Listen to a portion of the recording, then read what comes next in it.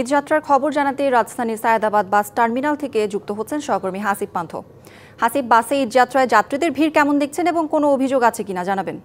ধন্যবাদ। যেমনটি বলছিলেন, যাত্রীদের ভিড় যদি বলি, আসলে ঈদ কিন্তু আগামীকাল।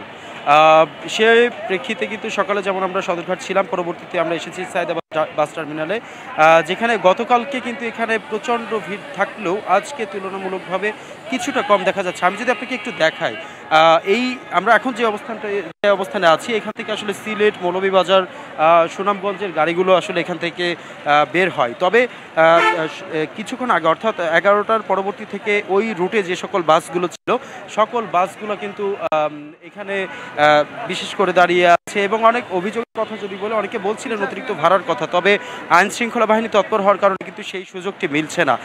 এছাড়াও ঈদে বাড়ি ফেরার জন্য কিন্তু যারা রয়েছেন, যে সকল যাত্রীরা রয়েছেন, তারা একটি বিষয় বলছেন যে হয়তোবা 10 মিনিট, 20 মিনিট কিংবা আধা ঘন্টা লেট হলেও তারা করে। তবে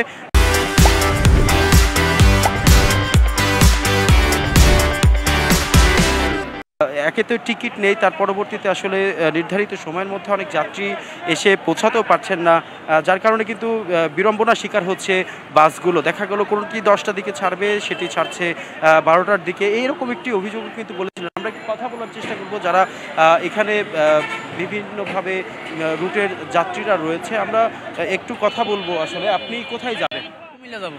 আচ্ছা, বাস পেয়েছেন? না, কোনো বাস পাই নাই। কেমন দেখছেন? কোনো অতিরিক্ত ভাড়াটারা নিচ্ছে? ভাড়া তো যে পরিমাণ দেখতেছি, কি বলবো, কিছু কিছু বলতেছে ভাড়া অতিরিক্ত ভাড়া। আমরা ভাড়া 400 করে চাইতেছে। অল্প যা লাকসামের ভাড়া 400 করে, লাকসামের ভাড়া হলো 300 টাকা, 250 টাকার ভাড়া 400 করে। আমরা সাময়িকভাবে কিন্তু একজনের সাথে কথা বলছিলাম, যিনি কুমিল্লাগামী যাত্রী ছিলেন, বলছিলেন ভাড়া অতিরিক্ত চাচ্ছেন এবং বাসও পাচ্ছেন না। সর্বশেষ জানাছিলাম সায়েদাবাদ বাস টার্মিনাল থেকে।